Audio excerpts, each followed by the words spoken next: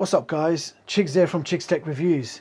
So today we are checking out the brand new Anbernic RG353P. So this is a retro handheld game console bringing you multi-console emulation and features both Android and Linux on a DualBoot.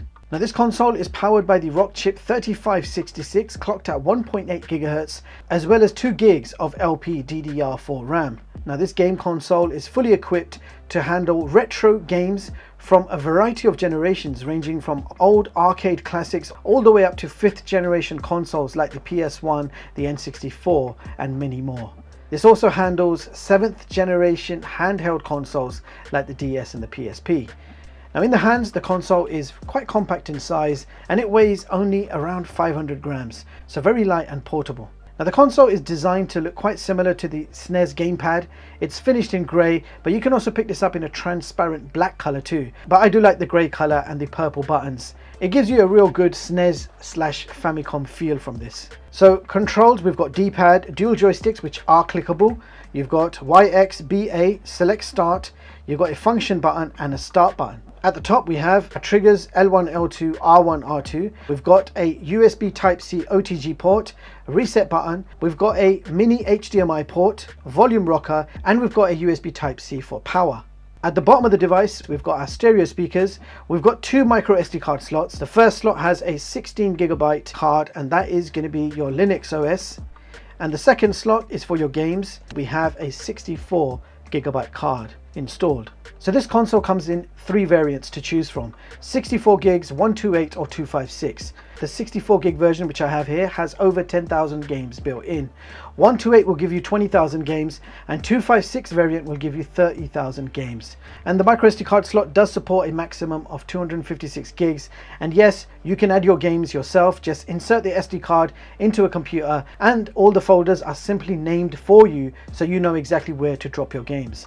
Furthermore, you have a very respectful 3500 mAh battery, which means around 6 hours of retro gaming.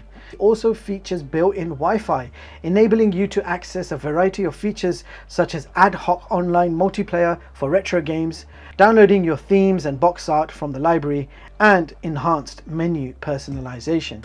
Now when you power on, by default it loads up Linux, basically with a custom version of Batocera. Now I'm using the simple comic book skin, but you can easily download other skins. I just personally prefer comic book skin on smaller screens. It just looks way better. If you want to use the Android side of things, just remove the SD card from slot 1. Obviously don't lose it because that's got your Linux in there, and then hit the reset button on top. The game console will now boot into Android. So this is full Android version 11. It's the desktop version, so you're just simply swiping up to see your apps, and you can drag any of these apps to the desktop for convenience. Now Google services and Play Store aren't included, although I did manage to install Google Chrome and it works absolutely fine.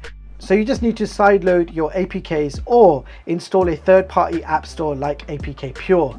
Now I have lots of emulators installed in the Android side as well. Quite a few come pre-installed too, and you can load up YouTube from the web browser, so watching YouTube is still possible even without Google services. So this console will give you full Android 11 at your disposal when you need it, but I'm guessing you have bought this for retro gaming. So let's go ahead and insert that SD card back into slot 1.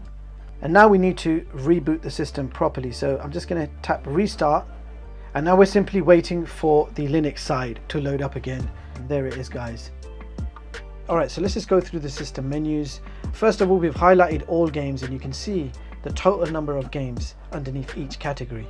Alright, we've got Final Burn Neo, and you can see the game number just underneath. MAME, V Arcade Games, WonderSwan Color, CPS 1, CPS 2, CPS 3, MSX, PC Engine, NES, Original Game Boy, SNES, N64, Game Boy Color, Game Boy Advance, NDS, Open Beats of Rage, Retro Pi, Master System, Mega Drive, Game Gear, Dreamcast, NEOGEO, NEOGEO Pocket, PlayStation 1, PSP, and we're back to all games. So the first thing I want to test is the most difficult to emulate. Let's just start with PSP, and then you'll see the games list. So GTA Vice City is usually quite difficult to emulate. Let's load it up.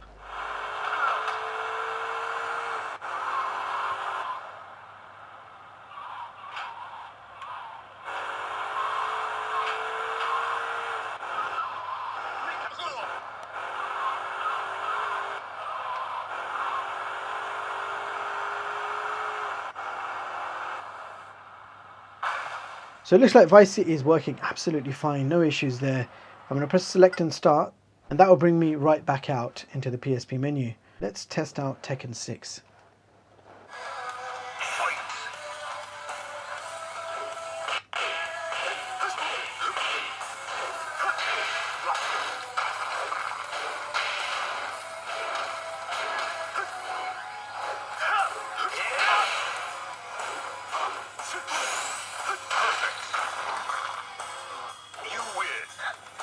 So as you guys just seen, PSP emulation working absolutely fine.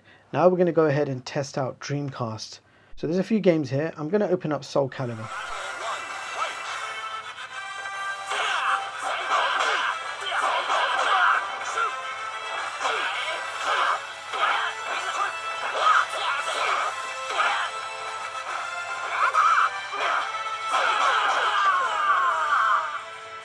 This victory strengthens the...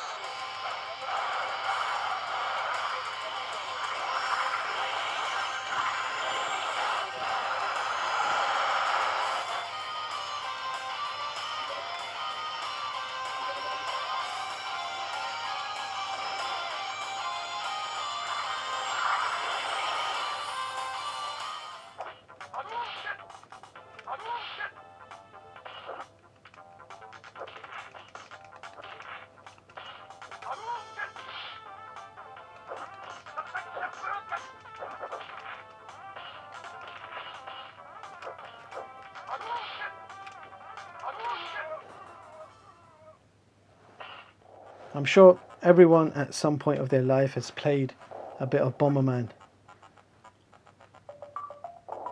I certainly have.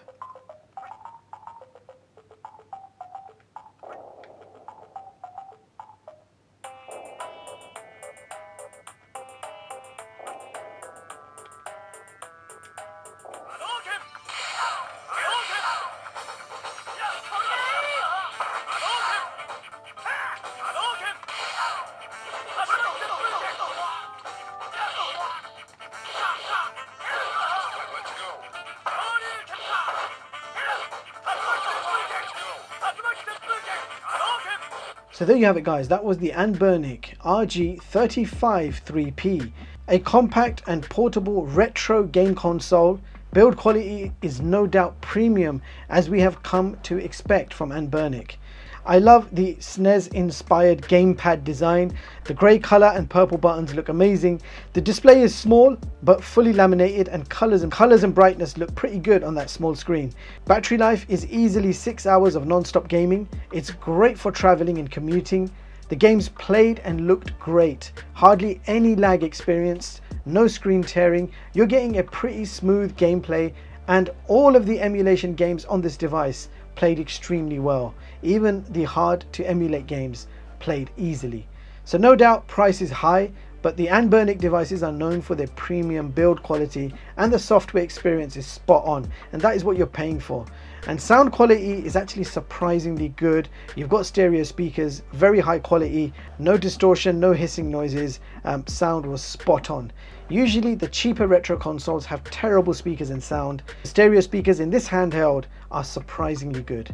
And with that being said, I will leave the links in the description box so you guys can also check this out for yourself. That's all for this video. Any questions, fire them at me in the comments. Don't forget to like and sub. Thank you so much for watching, and I hope you all have a brilliant day. I'll see you guys in the next one.